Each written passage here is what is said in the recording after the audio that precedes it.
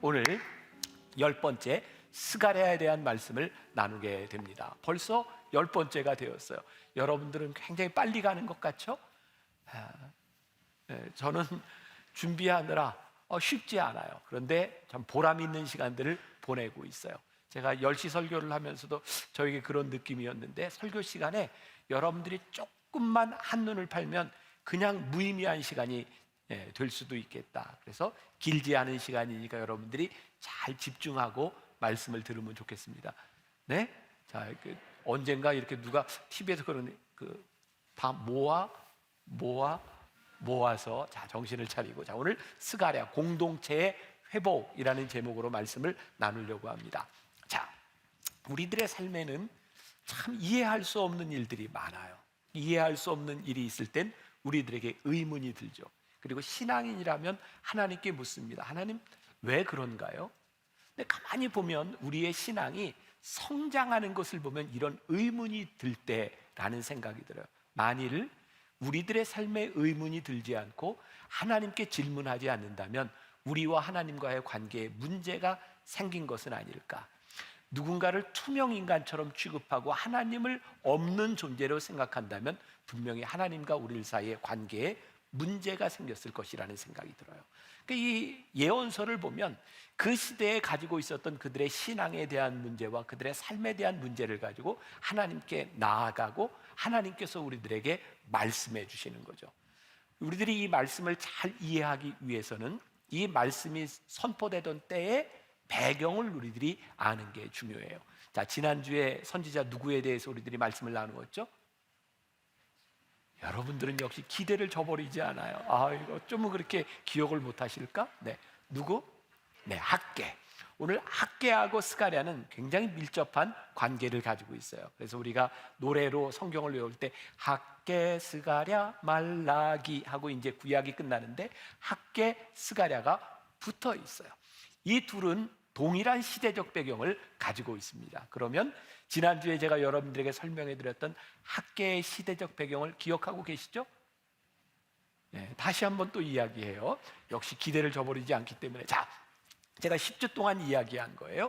통일 왕국 시대에 솔로몬 이후에 나라가 둘로 나누어졌다. 북쪽은 북이스라엘. 어디에 의해서 멸망을 당했다고요? 아수르. 아이고, 참 아직도 대답이 빨리 안 나와요. 또 남유다는 어디에 의해서? 바벨론에 의해서. 성경에 보면 이 바벨론이라는 나라가 바벨론이 뭐로 되어 있죠? 갈대아. 고마워요. 감사해요. 네, 갈대아라고 표현이 되어 있는데 바벨론에 의해서 멸망해요. 이 남유다가 멸망하고 난 다음에 이 바벨론이 이스라엘인 사람들을 포로로 잡아가죠. 이제 다니엘 같은 사람들이 잡혀간 겁니다. 그래서 바벨론에서 70년간 포로 생활을 합니다. 그런데 이 바벨론이 어디에 의해서 멸망을 해요? 바사, 페르시아에 의해 멸망합니다. 그 당시의 왕이 고레스라는 왕이었어요. 그런데 이 고레스 왕은 멸망한 그 나라의 민족들을 다 귀환하도록 허락하는데, 특히 유대 백성들이 예루살렘으로 귀환할 수 있도록 해주면서 바벨론에서 탈취했던 모든 성전의 기물들을 가지고 가게 해요. 그래서 학개 시대에도 이 스가랴 시대에도 이스라엘 백성들이 귀환해서 성전을 건축하게 되는 거죠. 근데 지난주에도 말씀을 드렸지만 이 과정이 쉽지 않았어요. 여전히 어려운 시간들을 지나가고 있었습니다. 이 스가랴는 제사장 가문의 사람이라 그래요. 스가랴는 특별히 학개와 마찬가지로 성전 건축에 많은 관심을 가지고 있었던 사람이죠. 자, 지난주에 학개라고 하는 사람의 이름의 뜻이 뭐라고 얘기했죠? 네, 명절. 아마 태어났을 때 절기와 관계가 있었을 것이다. 그런데 이 스가랴의 이름의 뜻은 여호와께서 기억하신다라는 뜻을 가지고 있어요.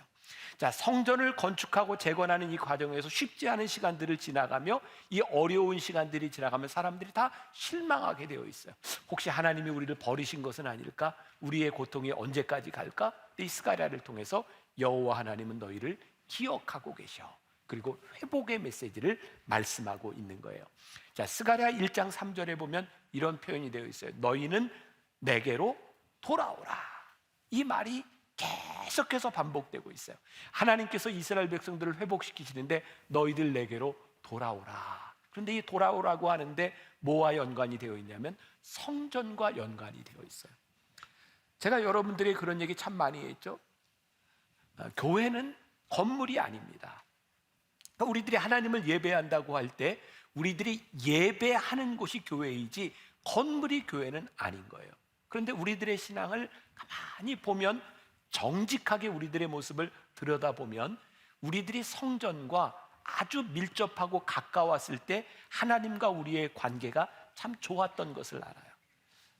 정직하게 우리들의 모습을 볼 때 우리들이 성전과 멀어지기 시작하면 하나님과의 관계도 소원해집니다. 건물이 성전은 아닌데 참 신기하게도 이 성전과 멀어지면 하나님과 우리와의 관계도 멀어지게 되어 있는 거예요. 그래서 너희들이 내게로 돌아오라 라고 하는 말씀은 다시 너희들의 삶을 성전 중심으로 바꾸어라 라는 말과 동일한 거예요. 이번 주 예배를 드리면서 보니까 지난주보다 예배 인원이 조금 적은 것 같아요. 혹시 적은 이유를 아실까요? 왜 그럴까요? 추워서. 그러니까 요 얘기를 한 분들은 고민을 좀 한 분이에요. 이거 올까 말까.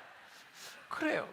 우리들의 마음이 뜨거웠던 때 사실 춥고 덥고는 별로 문제가 되지 않는데 추위와 더위 때문에 우리들이 올까 말까를 고민한다면 지금 관계에 많이 문제가 있는 거죠. 혹시 여러분들 우리 교회 목사님 중에 김종윤 목사님이라고 아세요? 네, 가끔 이게 주일 예배 설교다가 청년부를 담당하고 있어요. 김종윤 목사님은 어렸을 때부터 만나교회에 다니던 청소년부부터 청년부 목사가 됐어요. 그런데 그 동기들 중에 목사가 여럿 나왔어요. 그 동기들은요 좀 독특한데 중고등부 청년부 시절에 다 교회에 와서 살았어요.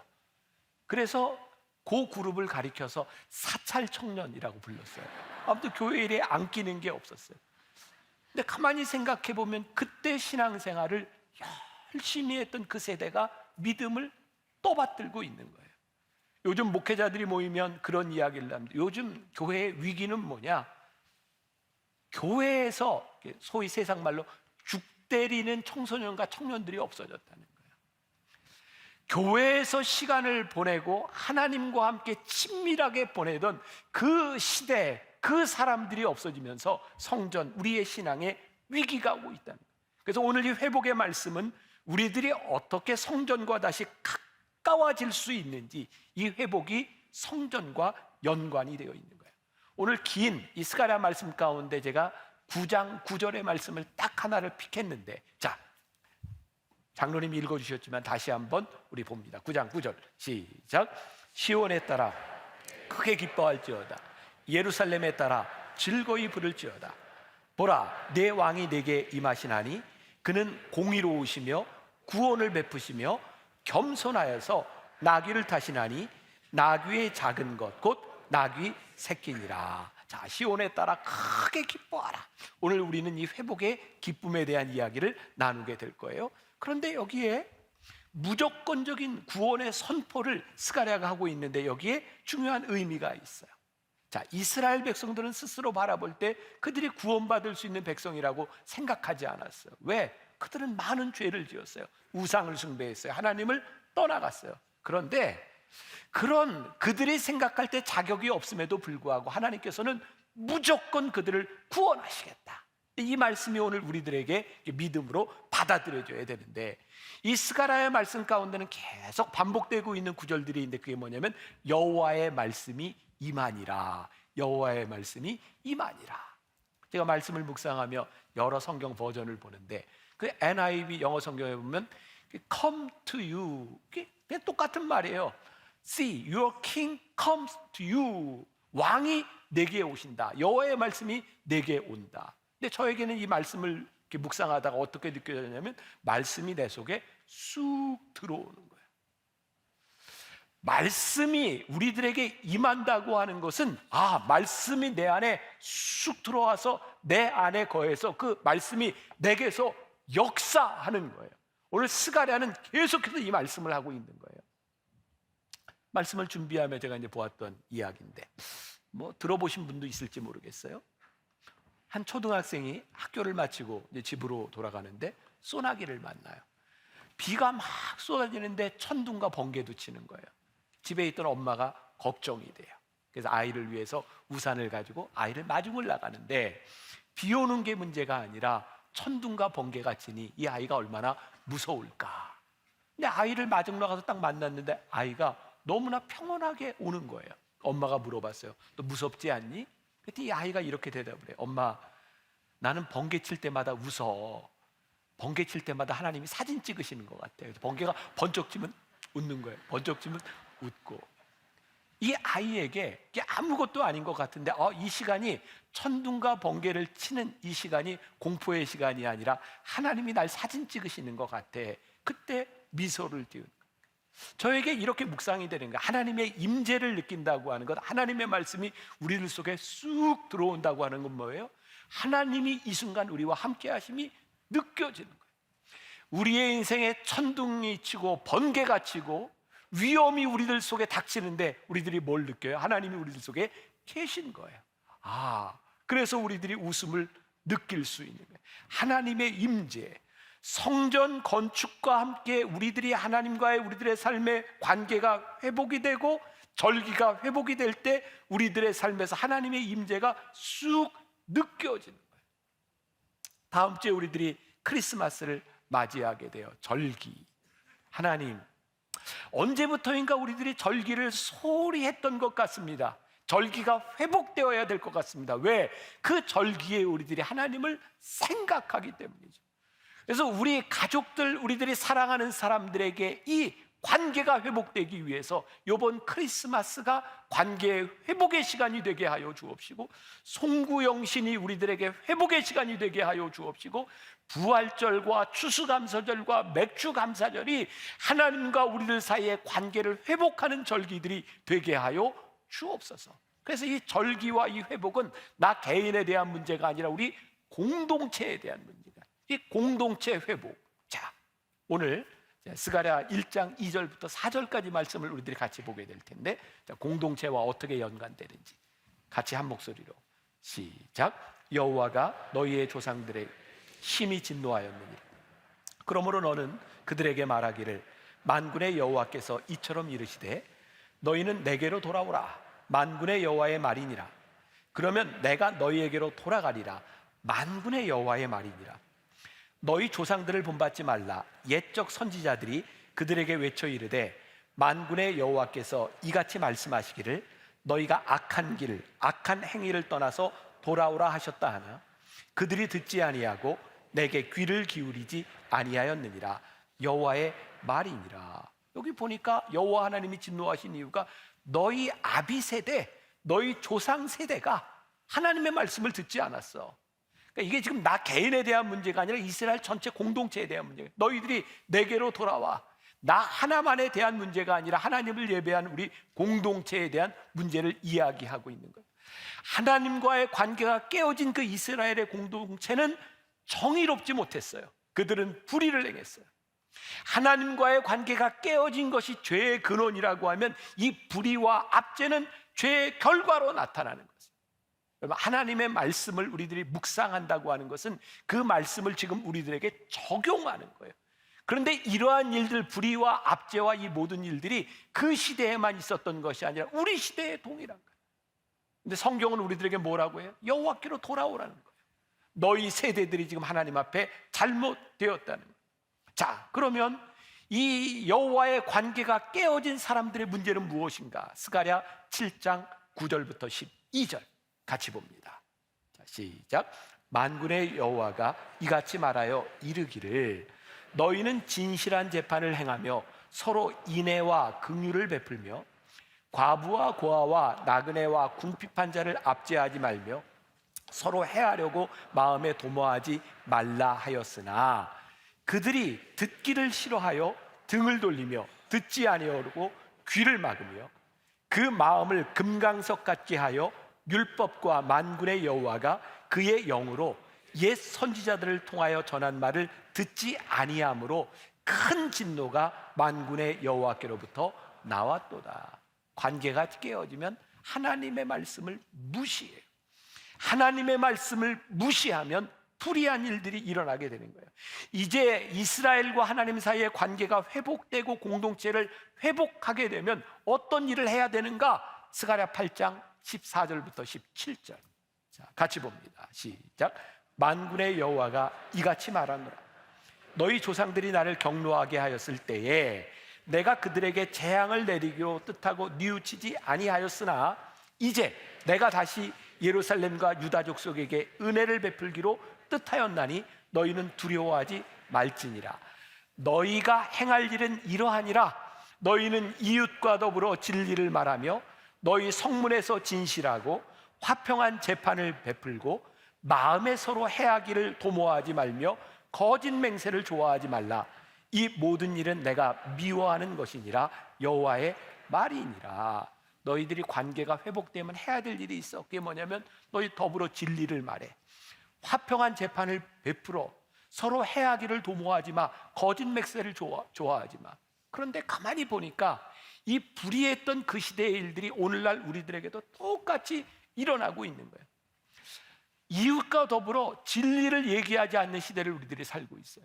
요즘 계속 신문을 통해서 보는 게 뭐냐면 거짓 뉴스와의 전쟁, 가짜 뉴스. 이제는 뭐가 진리인지 도대체 알 수가 없어요. 화평한 재판, 진실한 재판이 이루어지고 있는가? 우리는 정권이 바뀔 때마다 그 재판하는 것이 편파적이라고 생각해요. 서로 해하기를 도모하지 말라고 하는데 지금 이 SNS 또 신문지상을 통해서 들리는 모든 이야기들은 누군가를 비난하며 해하는 이야기들이에요. 하나님과 우리들 사이의 관계가 회복되지 못한 전형적인 불의한 일들이 우리들 가운데서 일어나고 있는 거예요. 제가 종종 여러분들에게 그런 말씀 드리잖아요. 저는 진짜 교회가 이 땅의 소망이라고 생각하는데 교회 건물이 소망이 아니라 하나님의 말씀이 살아있는 교회 공동체가 이 땅의 소망입니다. 하나님의 말씀대로 살아가는 사람들이 많아져야 이 땅이 회복될 수 있습니다. 올해 교수들이 뽑은 사자성어가 과이불개라는 말이래요. 이게 논어의 위령공편에 나오는 말인데 잘못하고도 고치지 않는다. 이게 지금 우리 세대를 이야기하는 사자성어라는 거예요. 과이불개. 이렇게 보니까 그런 말이잖아요.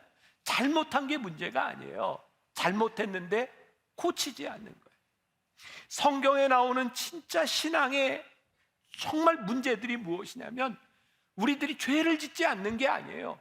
우리들 가운데 죄 짓지 않고 살 수 있는 능력이 있는 사람이 누가 있어요? 여러분들이나 저나 다 부족한 사람들이에요. 근데 문제는 돌아오지 않는 거예요. 오늘 이 말씀이 우리들에게, 여러분들 하나하나에게 적용되어야 돼요. 오늘 돌아오라는 거예요. 자, 그런데 우리들 돌아올 수 있는 이유, 내 왕이 내게 임하시나니. 자, 오늘 본문 말씀을 다시 한번 봐요. 스가랴 9장 9절 다시 봅니다. 시작. 시온에 따라 크게 기뻐할지어다. 예루살렘에 따라 즐거이 부를지어다. 보라, 내 왕이 내게 임하시나니 그는 공의로우시며 구원을 베푸시며 겸손하여서 나귀를 타시나니 나귀의 작은 것 곧 나귀 새끼니라. 이 말씀을 우리들이 어느 때쯤 많이 들었던 기억이 나나요? 부활절 바로 전주 종려주일이 되면 이 말씀을 많이 들었어요. 나귀를 타고 호산나 호산나 오시는, 바로 스가랴에 예언된 말이에요. 왕이 우리들에게 임하세요. 그분은 공의로우시며 구원을 베푸시는 분이에요. 막 크리스마스에도 너무 잘 맞는 말이에요. 그분이 우리들에게 오세요. 임마누엘, 성육신 하신 주님이 우리들에게 오세요. 주님의 오심이 어떤 이들에게는 두려운 심판의 날이지만 어떤 이들에게는 그 심판이 기다려져요. 어떤 이는 죄값을 치르지만 그 심판의 순간에 모든 것들이, 억울한 것들이 드러나게 되고 보상받게 될 것이기 때문이에요.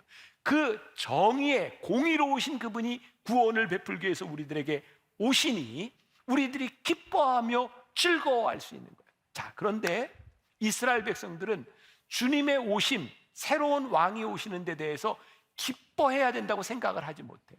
왜냐하면 그들이 살아왔던 삶을 보면 이거 도대체 가능성이 없는 거예요. 그러니까 이 기쁨이라고 하는 것은 우리들이 가지고 있는 능력에 기반하는 것이 아니라 하나님의 속성에 기반하고 있는 거예요. 자, 조금 더 제가 설명을 해요. 우리들에게 기쁨을 줄 만한 능력이 없어요. 그런데 하나님께서 우리들에게 구원을 베풀며 용서하시고 회복시켜 주시겠다. 누가복음 15장은 예수님께서 하나님 아버지가 어떤 분이신지를 가장 잘 설명해 주는 세 개의 비유가 연속해서 나오고 있어요. 누가복음 15장에 어떤 비유가 나오냐면 첫 번째는 잃은 양의 비유가 나와요. 양 99마리를 놔두고 한 마리를 찾아 떠나는 목자의 마음. 그게 누구의 마음이라고요? 아버지의 마음이라고요. 가만히 생각해 보면 잃어버린 양 한 마리는 목자가 잘못해서 잃어버렸을까요? 양이 잘못해서 잃어버렸을까요? 아마 양이 잘못했을 확률이 99.99%라고 생각해요. 말 안 듣는 놈 잃어버리거든요. 근데 목자가 99마리의 양을 놔두고 한 마리를 찾아 떠난다는 거예요. 그 다음 나오는 비유가 뭐냐면 잃어버린 동전, 드라크마의 비유예요. 10개의 동전을 가지고 있는데 하나를 잃어버렸어요. 근데 그 주인이 가지고 있는 9개가 아니라 잃어버린 하나를 위해서 등불을 켜고 그것을 찾는다는 거예요. 아버지의 마음이라는 거예요. 그리고 이어서 하시는 말씀이 뭐냐면 돌아온 탕자의 비유예요. 아버지를 배신하고 아버지의 돈을 가지고 다 탕진한 그 아들. 이스라엘 사람들은 예수님께서 이 비유를 말씀하셨을 때 어떤 생각을 하고 이 비유를 들었을까? 그 피터 윌슨의 책 괜찮지 않아도 괜찮아에 보면 이런 말이 나요. 캐차차 의식. 자, 이런 걸 한번 좀 여러 상식적으로 알아도 좋을까요? 캐차차 의식. 이게 뭐냐면 예수님 당시의 사람들이 아버지의 돈을 가져다가 저 이방에 가서 다 탕진하고 돌아오면 어떤 의식이 있었냐면 캐차차 의식이라고 있는데, 그거는 큰 항아리에다가 곡식을 태운 재를 가득 붓고 사람들이 있는 곳에서 깨트리고 재를 날리면서 그렇게 이야기하는 거예요. 이 사람은 자기 사람들과 관계가 끊어졌다. 그리고 이 재를 이렇게 항아리를 깨면서 그 사람에게 수치를 불러일으키는 거예요. 그러니까 예수님께서 돌아온 탕자에 대한 이야기를 하셨을 때 사람들은 어떤 생각을 했어요? 아, 저 돌아온 탕자에게 캐차차 의식이 있었겠다. 그런데 예수님이 뭐라고 말씀하시냐면 그 아버지는 그 아들을 기다리고 있다가 아들을 맞이했을 뿐만 아니라 아들을 위해 잔치를 베풀어 주셨다는 거예요. 사람들이 기대했던 대답이 아닌 거예요. 그런데 예수님은 뭐라고 말씀하세요? 그분이 우리 하나님이시다. 그의 자격에 의해서 그가 환영을 받는 것이 아니라 아버지가 그 아들을 맞이하는 그 아버지의 마음 때문에 그 아들이 환영을 받고 있다. 제가 목회를 하면서 종종 우리 교인들이 조심스럽게 비밀스럽게 상담을 요청하는 경우들이 있어요. 목사님, 이건 다른 사람들한테 얘기할 수가 없어서 목사님과 상담을 하고 싶습니다. 그 내용들은 대개 굉장히 수치스러운 내용입니다. 가정에 숨기고 싶은 이야기, 나 자신의 수치스러운 일. 제가 목회를 하면서 경험하는 것인데 그 수치스러운 일을 제가 상담하고 또 기도하며 그 문제가 해결되는 과정들을 봐요. 근데 문제가 해결되고 나면 대부분의 사람들이 교회를 떠납니다. 문제가 해결되면. 그때는 너무 수치스럽고 길이 없어서 상담하고 기도하고 저를 만났는데 문제가 해결되고 나면 그 수치스러운 나를 알고 있는 목사님과 같이 신앙생활하는 게 쉽지 않습니다. 교회를 떠나요. 제가 언제부터인가 이 수치스러운 일을 경험하고 있는 이 교인들 상담을 하면 안 되겠다. 제가 상담실로 연결을 해줘요. 그리고 저는 그분의 수치를 모르려고 노력해요. 사람이요 그렇습니다. 내 수치심, 그것이 얼마나 부끄러운 일인지 누군가 내 수치를 알고 있다는 것만으로도 우리는 얼굴을 들 수가 없어요. 그런데 오늘 하나님께서 우리의 생각과 우리의 기대를 다 무너뜨리시고 말씀하시는 것이 뭐냐면 너희의 수치를 기억하지 않으시고 너희의 과거의 행적을 기억지 않으시고 하나님께서 우리를 회복시켜 주시겠다는 거예요. 그분이 어떤 분이에요? 나귀를 타고 오시는 분이다. 오늘 말씀 스가랴 9장 9절에 보니까 그는 공의로우시며 구원을 베푸시며 겸손하여서 나귀를 타시나니 나귀의 작은 것 곧 나귀 새끼니라. 다른 왕들은 우리들을 와서 압제하고 우리를 착취하고 했을지 모르지만 그분 겸손하신 왕이 우리들에게 오실 때 그분은 공의로우시며 우리들에게 구원을 베푸시며 우리의 수치를 거두어 가시는 분이다. 지난주에 우리가 참 가슴 아픈 뉴스를 하나 접하게 됐어요. 이태원의 그 참사를 통해서 많은 사람들이 죽었는데 생존자였던 고등학생 하나가 자살을 했어요. 우리는 그 아이가 얼마나 힘들었는지 우리 잘 몰라요. 근데 그렇게 추측을 해볼 수 있겠죠. 내 친구들은 다 죽었는데 나만 살았다고 하는 것도 그 아이에게는 참 많은 부담이 되었을지 몰라요. 저에게 그런 마음이 드는 거예요. 하나님, 저 아이에게 우리의 수치를 기억하지 않으시고 우리를 회복시키시는 하나님의 마음이 그 아이에게 있었더라면 그의 수치를 가지고 하나님 앞에 돌아올 수 있었을 텐데, 그 아픈 마음을 가지고 하나님 앞에 돌아올 수 있었을 텐데, 오늘 말씀을 듣고 있는 우리 성도들 가운데 하나님께서 하시는 말씀, 괜찮아, 너의 수치, 너의 부끄러움, 너의 죄, 그것 가지고 나에게 돌아오면 공의로우시고 구원을 베풀어 주신 하나님께서 너에게 그 구원을 베풀어 주실 거야. 우리는 합리적이고 이성적인 생각을 하잖아요. 우리는 교회에서 새로 들어오는 사람을 맞이할 때 어디서 신앙생활을 하다 왔는지 만나교회에 왔어요. 아, 환영합니다. 근데 우리는 속으로 이렇게 생각해요. 좀 지켜보자. 왜 왔는지. 아, 우리들이 함께 일할 수 있어요. 그런데 지금은 아닌 것 같아. 내가 너를 좀 지켜봐야 되겠어. 이스라엘 백성들이 하나님께 돌아올 때 하나님은 너희를 지켜보겠어. 아직은 모르잖아. 이렇게 하시지 않는다는 거예요. 시온의 딸이 되고 당신의 백성이 되고 우리들이 돌아오는 그 순간 하나님은 우리를 맞이해 주시겠다는 거예요. 이 회복의 기쁨을 누리게 하시겠다는 거예요. 자, 오늘 이 회복의 기쁨, 오늘 본문 9장 9절에 시온에 따라 크게 기뻐할지어다, 예루살렘에 따라 즐거이 부를지어다. 이 회복의 기쁨은 죄와 불의와 하나님을 떠났던 사람들에게 회복시켜 주시는 그 기쁨을 느끼는 자만이 누리는 거예요. 이 경험이 없으면 이 기쁨을 우리들이 누릴 수 없는 거예요. 예를 들어 볼게요. 우리나라에 굉장히 알려진 그 캐나다에서도 많이 이렇게 파퓰러하게 이렇게 방송되었던 김신의 편의점이라는 프로그램이 있습니다. 시트콤인데 보신 분이 있는지 모르겠어요. 저도 하도 이게 유명하다 그래서 이제 몇 편을 봤는데 제가 봤던 그 부분에 그런 내용이 나오더라고요. 혹시 모를지 몰라서 이런 거예요. 저기 김씨고요. 여기 이제 편의점인데 딸하고 이야기를 하는데 아버지가 야, 저기 밖에 누가 불법 주차해놔서 저것 좀 어떻게 치우라 그래. 이유는 그 차가 토요타 아니면 미쓰비시예요. 일본 차예요. 근데 딸이 있다가 이제 다른 차가 또 저기도 불법 주차가 하나 하고 있는데 그냥 아빠 그냥 놔둬. 현대야. 그냥 놔두라 그래요. 저 딸이요, 남자친구를 데리고 왔어요. 근데 아버지가 대뜸 그 남자친구를 보자마자 광복절 8월 15일 사귀어도 돼. 그리고 사귀라 그래요.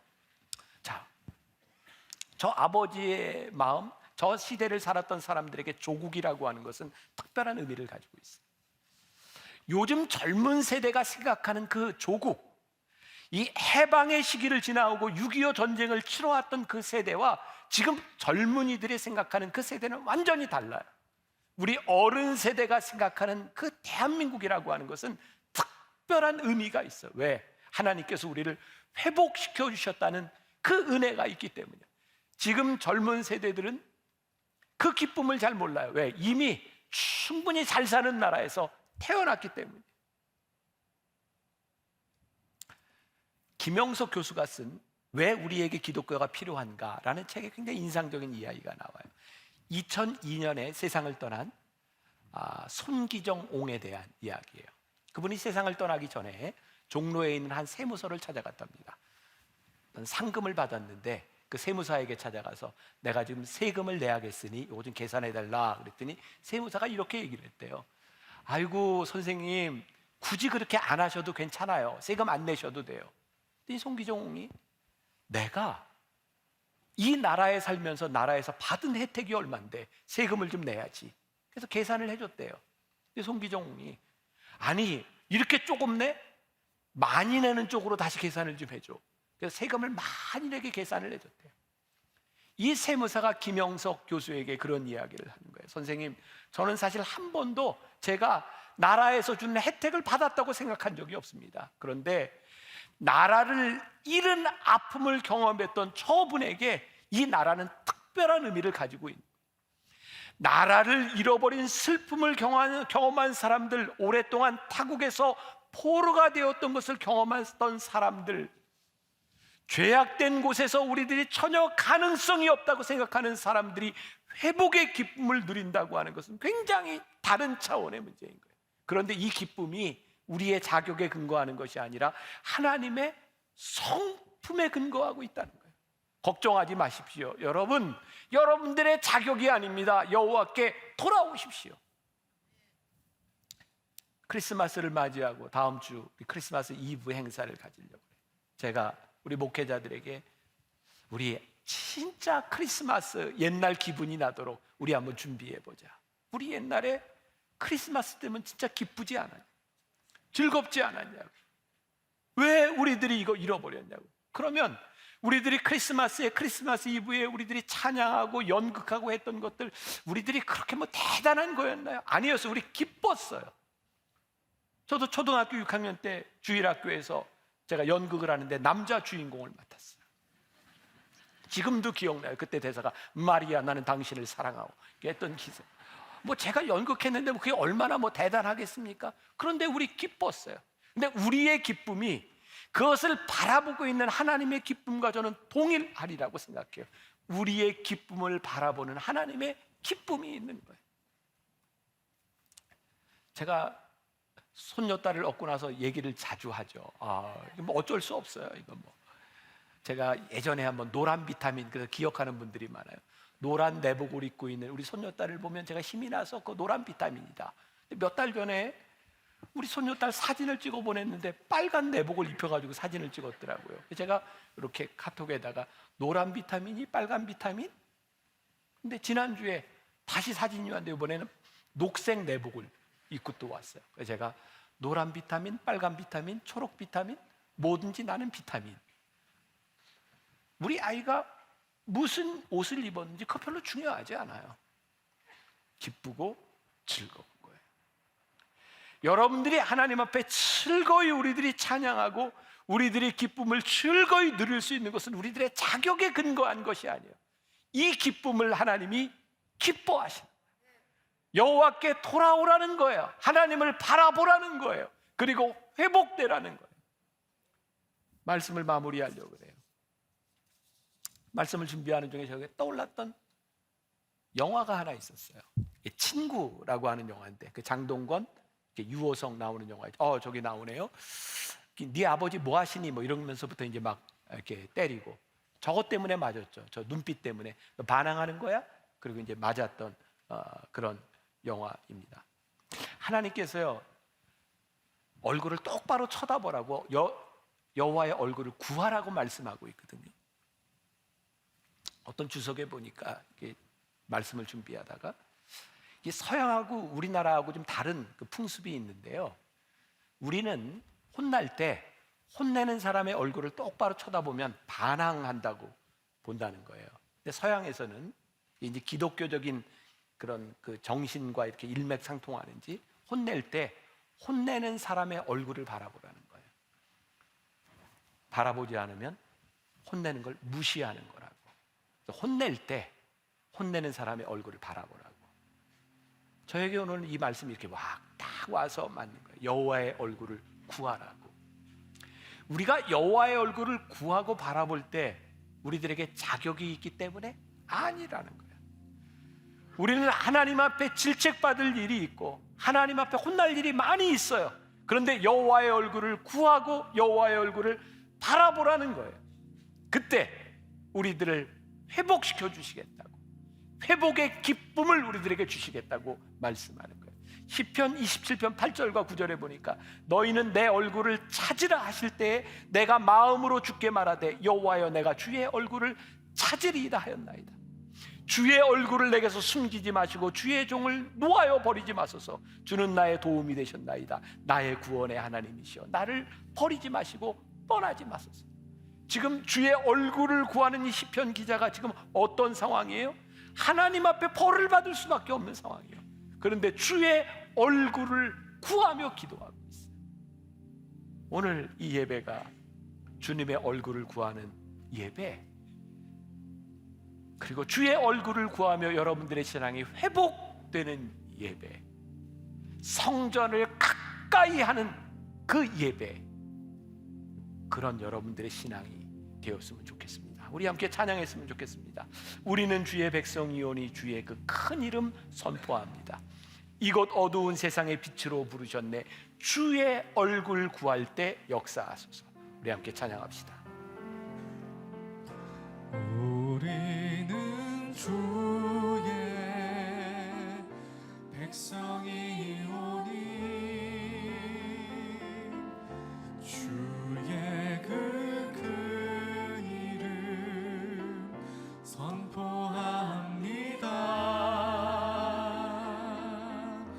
이곳 어두운 세상에 빛으로 부르셨네. 주의 얼굴 구할 때 역사하소서. 우리는 주의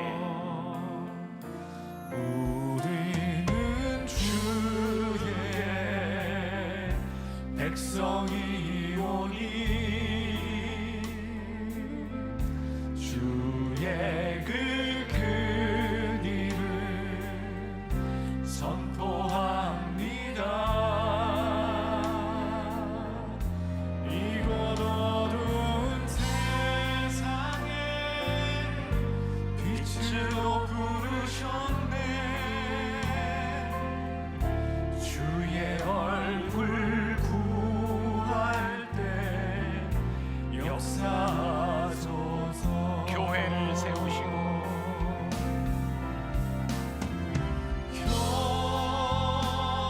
교회를 세우시고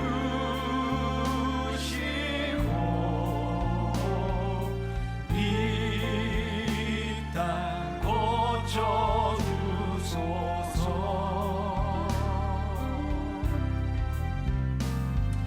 주님 나라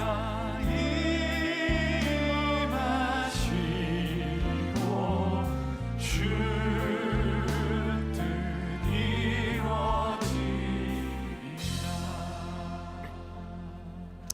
시간이 좀 지나갔는데 찬양을 하나 더 하고 싶은데 어떡할까요? 해요. 좋아요. 네. 모든 상황 속에서 주를 바라볼지라. 한번 더 찬양합시다. 모든 상황 속에서 주를 찬양할지라. 주를 찬양할지라.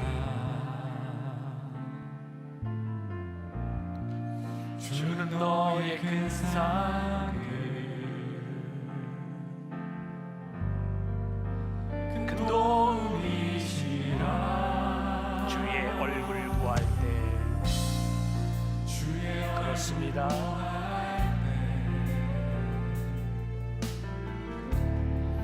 주의 영을 부사 귀신 사랑 안에서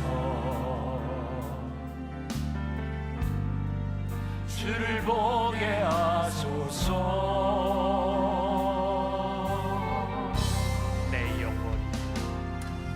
내 영혼이 확정되고 확정되어 싸우니 이름에 눈들어 주를 바라봅니다. 내 영혼이 확정되고 확정되어 싸우니 믿음에 눈들어 주를 바라봅니다. 다시 한번 내 영혼이 확정되고 확정되어 싸우니 믿음에 눈들어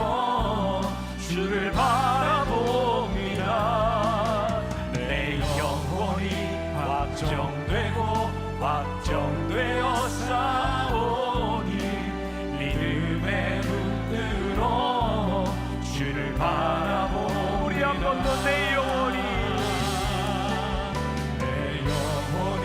확정되고 확정되어 싸우니 믿음의 눈으로 주를 바라봅니다.